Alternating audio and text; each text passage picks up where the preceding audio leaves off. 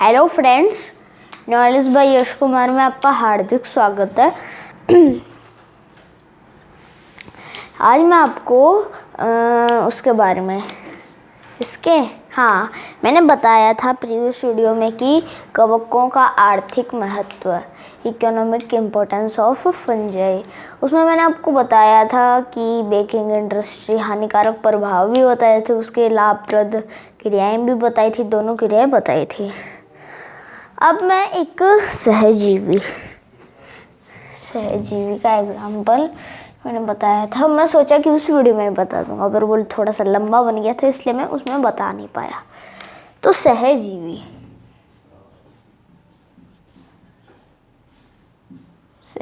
का मतलब समझते हैं, सिम्बायोटिक।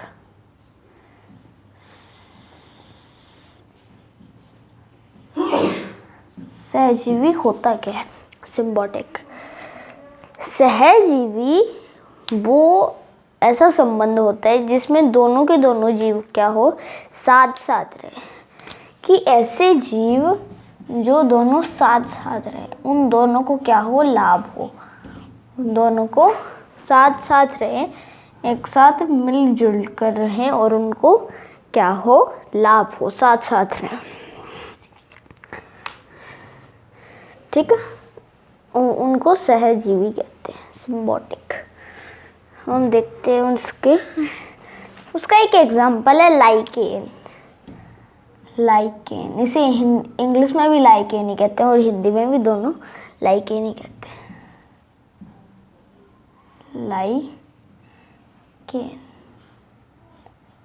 लाइकेन एक ऐसा एग्जाम्पल है, थोड़ा सा अच्छे से नहीं लिखा। लाइकेन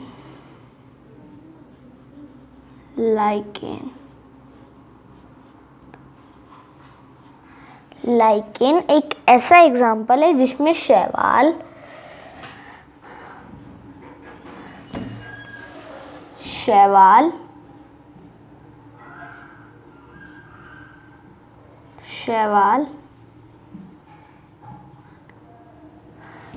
एल्गी और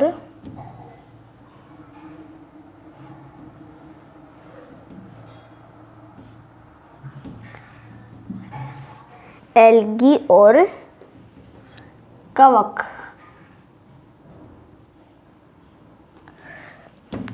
नीचे लिख देता हूँ।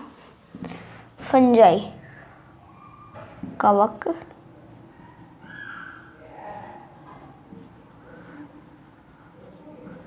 फंजाई दोनों साथ साथ रहते हैं। शैवाल और कवक दोनों साथ साथ रहते हैं।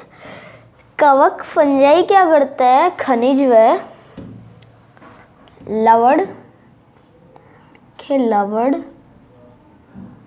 लवण व खनिज पदार्थों का अवशोषण करता है।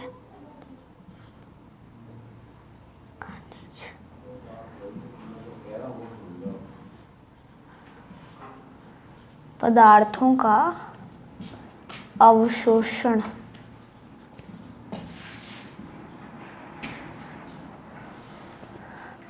कवक क्या करता है, लवण व खनिज पदार्थों का अवशोषण करता है।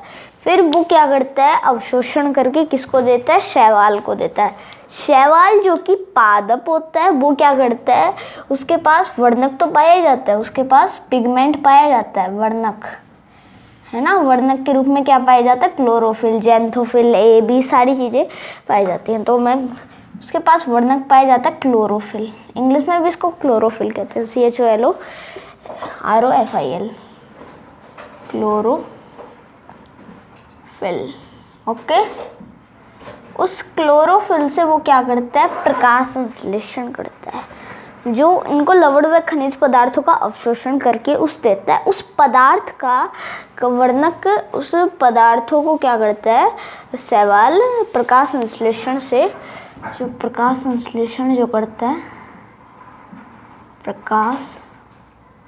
संश्लेषण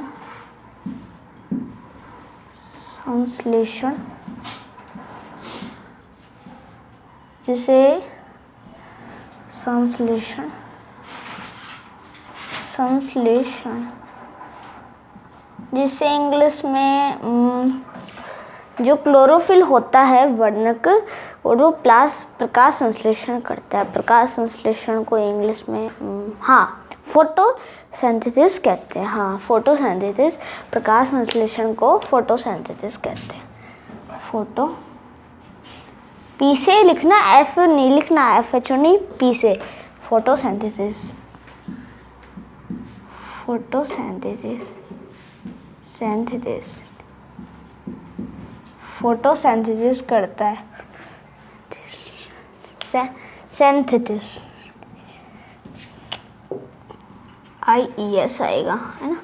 सिंथेसिस, फोटोसिंथेसिस करता है, और प्रकाश संश्लेषण से क्या निकलता है? कार्बोहाइड्रेट, और फिर दोनों उसको एब्जॉर्व करते हैं। इनका कोई मूव तो होता ही नहीं है, तब वो एब्जॉर्व भी तो करेंगे, तब पैदा थोड़ा खुद भी एब्जॉर्व करता है और थोड़ा कवक को भी देता है। तो ऐसे ये सहजीवन होते हैं। लाइकेन को, जो लाइकेन है, एक इम्पोर्टेंट पॉइंट याद रखना, लाइकेन जो है उसको हम पोल्यूशन इंडिकेटर कहते हैं। नहीं, air pollution indicator, air pollution indicator, air pollution indicator, जिसे वायु प्रदूषक सूचक, वायु हिंदी में वायु प्रदूषक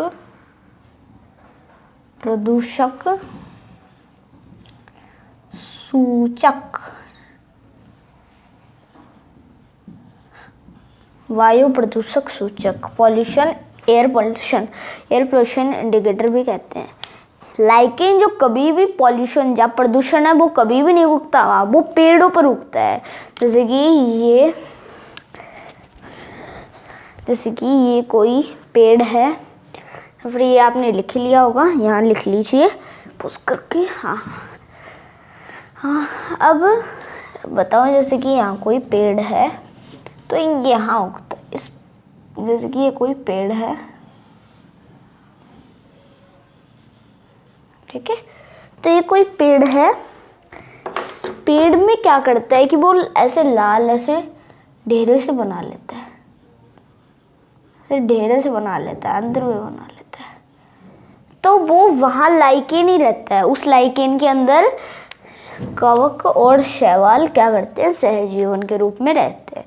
तो ये एक और बात, ये कहाँ रहता है? ये दीवार पे भी रहते हैं। जैसे कि ये कोई दीवार है,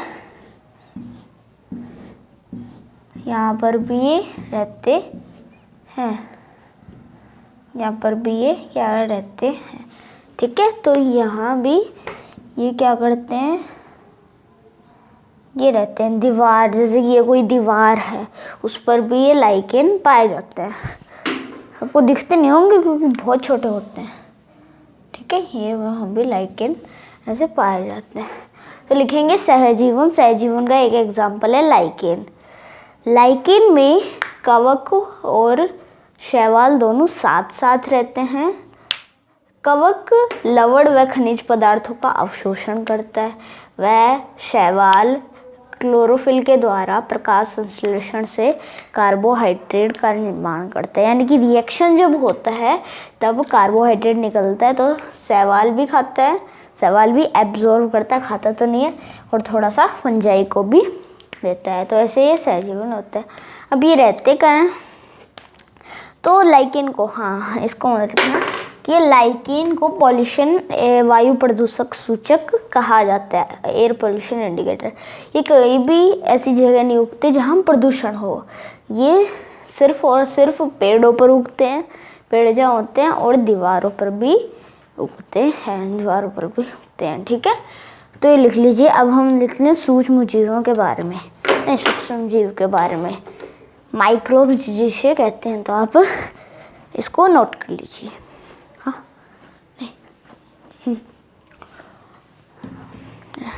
पोज करके लिख लेता हूँ, ठीक है। अब मैं आपको बताऊंगा सूक्ष्म जीवों के बारे में। सूक्ष्म जीव, अरे जिन्हें माइक्रोब्स कहते हैं, माइक्रोब्स। ठीक है। सूक्ष्म जीवों जो माइक्रोब्स होते हैं वो ऐसे जीव होते हैं जिनको हम नग्न आँखों से, नेक्ड आई से, सिर्फ आँखों से नहीं देख सकते। उसको देखने के लिए यानी कि उसको देखने के लिए इलेक्ट्रॉन माइक्रोस्कोप की आवश्यकता पड़ती है, क्योंकि ये कई तरीके की रोग बीमारियां उत्पन्न करते हैं, तो इनके बारे में हमें पढ़ना जरूरी है। तो मुख्य सूक्ष्म जीव होते हैं, 3 तरह के होते हैं। वो कौन कौन से?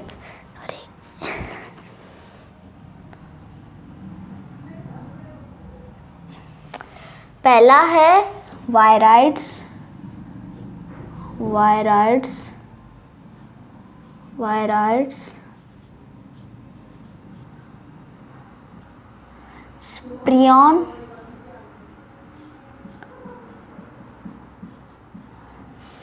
प्रियन और विषाणु।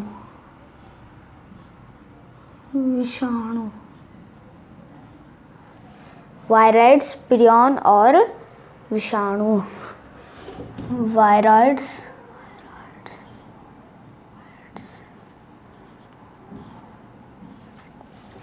प्रियन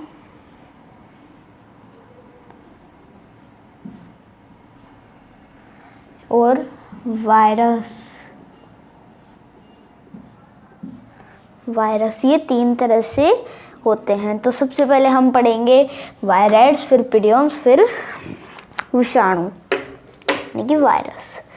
तो सबसे पहले हम पढ़ते हैं वायराइड्स के बारे में पढ़ते हैं। तो मैं क्या करूं, मैं इसको थोड़ा सा ऊपर लिख लेता हूँ, इसी जगह कम गैप कम दे देता हूँ, थोड़ा सा ऊपर लिख लेता हूँ, गैप इसको थोड़ा सा कम दे देता हूँ, तब ये नीचे ही यहीं लिख लूँगा मैं। तो यहीं लिख लेता हूँ, यहीं छोटी सी जगह में, हाँ, या फिर इससे भी ऊपर लिख लेता हूँ, यहाँ और यहाँ। वायराइड्स, जल्दी मैं एक बार लिख के पोस्ट कर देता हूँ, फिर अब इसलिए टाइम लग जाएगा।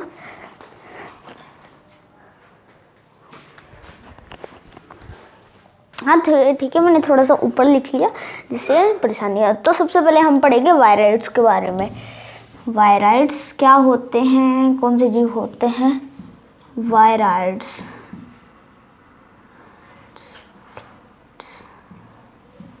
ये मैं जो लिखूंगा, जो भी नोट करूंगा, अभी जो भी बताऊंगा लिखूंगा, तो वो आपको नोट नहीं करना है, लास्ट में मैं सारा लिख दूंगा, आप इतना सा नोट कर लीजिए। अब वायराइड्स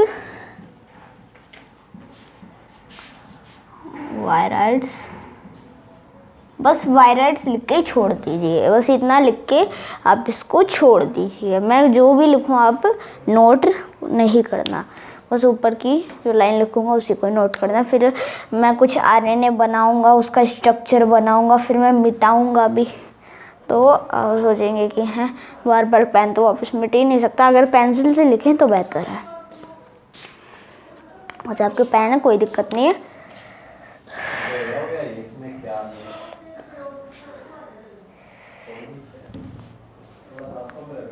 ठीक है, वायराइड्स। तो वायराइड्स क्या होते हैं, ये क्या होते हैं कि ये क्या होते हैं कि ये गोलाकार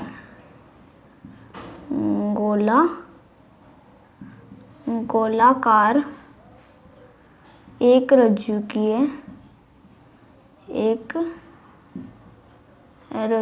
की से हम सिंगल स्टैंडर्ड कहते हैं। सिंगल स्टैंडर्ड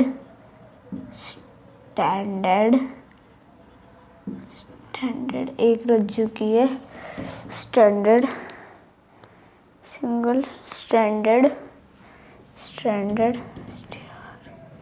STRN है ना, STRAN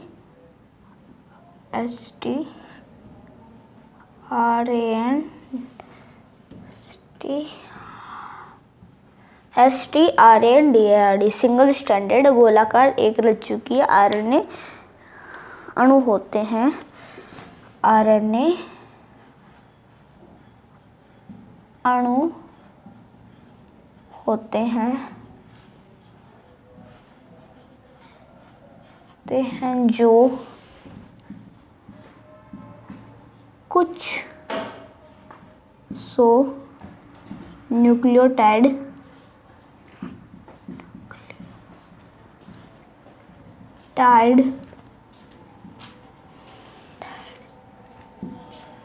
से मिलकर बने होते हैं।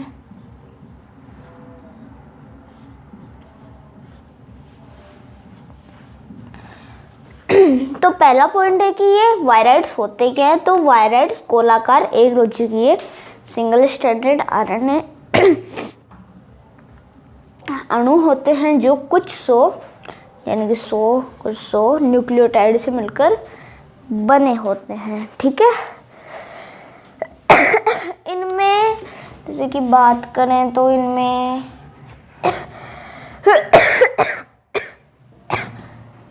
जैसे कि केंद्रक पाया जाता है, उसमें इसका आनुवंशिक पदार्थ RNA DNA जो भी है, माइटोकॉन्ड्रिया गाजिकाएं, ऐसे ये ऐसा कुछ भी नहीं पाया जाता है इसमें। इनमें सिर्फ एक आप लिखना मत जो है RNA, बस एक RNA अणु होते हैं जो कुछ सौ न्यूक्लियोटाइड से मिलकर बने होते हैं। ठीक है, बस RNA। अगर हम वायरस के स्ट्रक्चर की बात करें तो उसमें DNA होएगा और RNA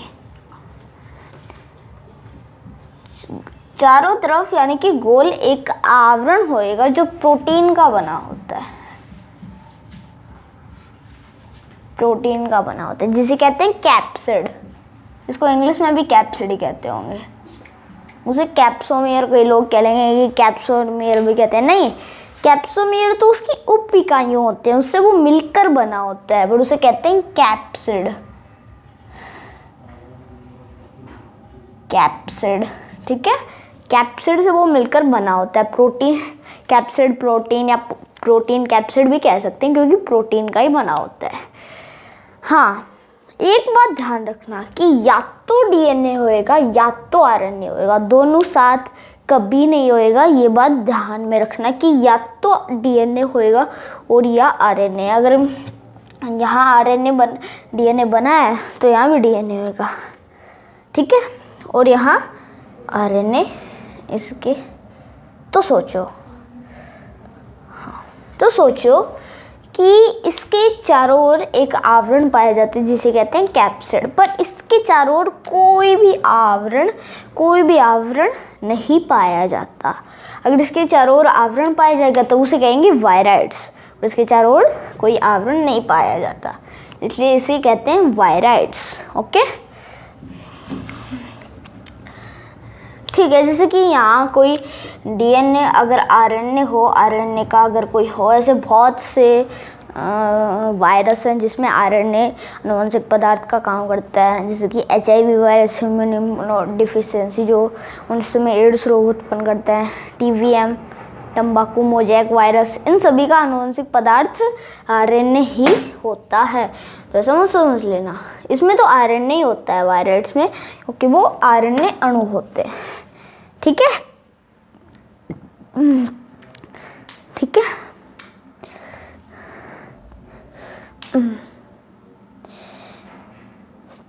तो एक बात सोचिए कि अगर इसमें RNA पाया जाए और उस RNA के बाहर कोई भी प्रोटीन कैप्सिड कुछ भी ना हो, तब उसको अगर हटाएं, उस RNA को हटाएं, ये बात मैं सोच रहा था इतनी देर, तब उसको नग्न विषाणु भी तो कह सकते हैं। नग्न विषाणु तभी मैं सोच रहा था कि इसको कैसे क्लियर करूँ कि नग्न विषाणु कैसे कहते हैं, तो वो पता चले कि इनके चारों ओर कोई अगर वो विषाणु नहीं है, वो विषाणु जैसे लगते हैं पर विषाणु है नहीं। क्या अंतर है? क्योंकि इसमें कैप्सिड पाया जाता है, इसके चारों ओर एक आवरण होता है जिसे कहते हैं कैप्सिड, और इसके चारों ओर आवरण नहीं होते। तो सोचिए अगर इसके चारों ओर आवरण ना हो तब इसे नग्न विषाणु, नेक्ड वायरस भी तो कह सकते हैं। इंग्लिश में लिख देना NAKD, नेक्ड वायरस, या इसे एक और नाम कह सकते हैं मेटा वायरस, मेटा वायरस। इसको इंग्लिश में भी लिख सकते हो वायरस, पर मैंने हिंदी में लिखा है, कोई दिक्कत नहीं है। ठीक है, इसे मेटा वायरस, नग्न विषाणु या मेटा वायरस भी कह सकते हैं। तो लिखिए सूक्ष्म जीव, सूक्ष्म जीव, वायरस, वायरॉइड्स, प्रियॉन्स, ये 3 तरह के होते हैं वायरॉइड्स। ये गोलाकार एक रज्जुकीय सिंगल स्टैंडर्ड RNA अणु होते हैं जो कुछ शो न्यूक्लियोटाइड से मिलकर बने होते हैं। इनके चारों ओर कोई भी प्रोटीन कैप्सिड नहीं होता। ये बहुत ही छोटे होते हैं, ये बहुत ही छोटे होते हैं, यानी कि बहुत छोटे होते हैं। वायरस के कम से कम 10,000 भाग के ये बराबर होते हैं वायरस, है ना। तो ये बहुत छोटे होते हैं। ठीक है, वायरस से तो बहुत छोटे होते हैं ये। ठीक है, उसके कम से कम 10,000, 10 करोड़ इतना तो नहीं, 10,000, लगभग 10,000 उसके भागों के बराबर होते हैं ये वायरस। और पूछा जाता है कि वायरस की सर्वप्रथम खोज किसने की थी? वायरस की खोज किसने की थी? तो वायरस की खोज थियोडोर, इसको डिस्कवर किसने किया था? तो थियोडोर डायनर,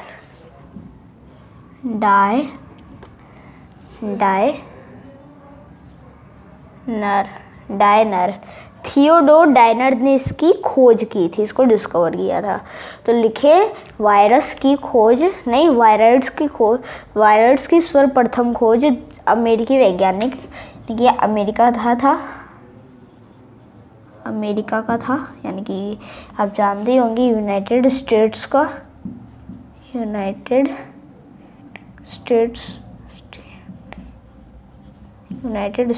अमेरिका का था।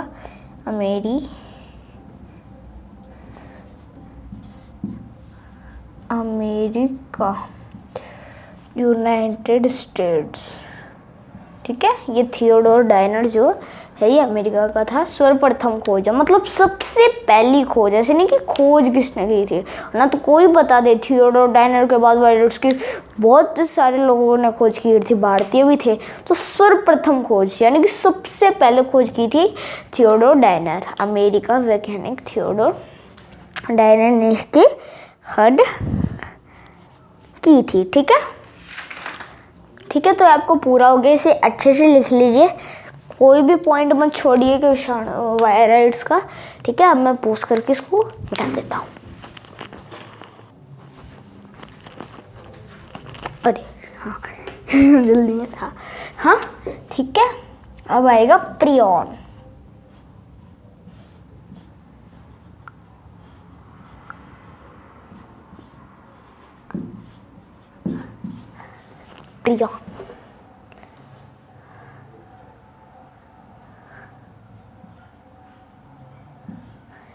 प्रियॉन ने इसकी सर्वप्रथम खोज की थी। प्रियॉन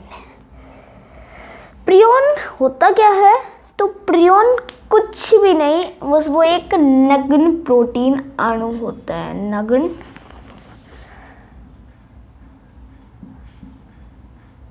नग्न प्रोटीन अणु होते हैं,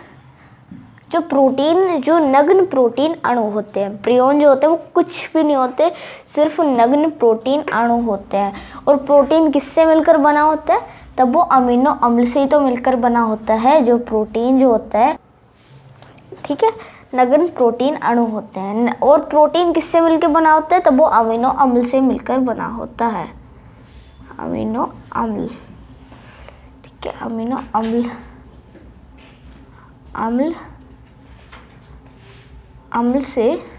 अमीनो अम्ल से ही तो मिलकर बना होता है जो प्रोटीन जो होता है।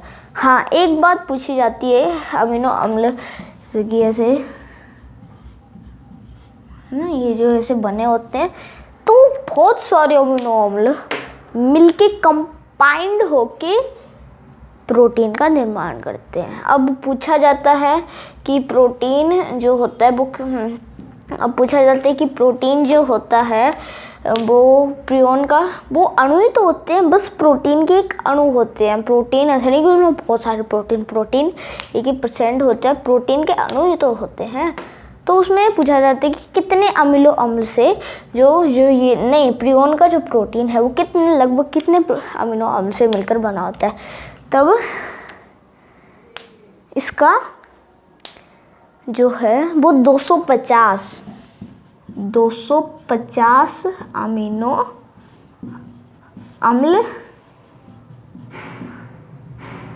अम्ल से मिलकर बना होता है। ठीक है, इसका जो प्रियोन का जो प्रोटीन अणु है वो अमीनो अम्ल कितने अमीनो अम्ल से, तो वो 250 अमीनो अम्ल से मिलकर बना होता है। लगभग प्रियोन का प्रोटीन, ज़्यादा कम थोड़ा बहुत हो जाएगा पर लगभग। ठीक है, नहीं ना कुछ हो गया। हाँ, प्रियोन में ना तो कुछ अपना कोई डीएनए कोशिकांग ऐसा कुछ भी नहीं पाया जाता। वायराइड्स में भी ऐसा कुछ नहीं पाया जाता। कोशिकांग, माइटोकॉन्ड्रिया का ये मैंने बताया था, ऐसा कुछ भी नहीं पाया जाता। किसमें? इनमें ऐसा कुछ भी नहीं पाया जाता। फिर भी ये रोग उत्पन्न करने में सक्षम होते हैं। अगर हम बात करें तो ये भेड़ व बकरी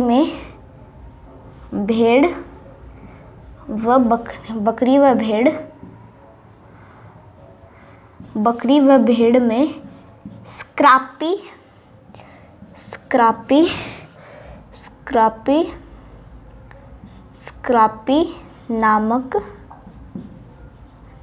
नामक रोग उत्पन्न करते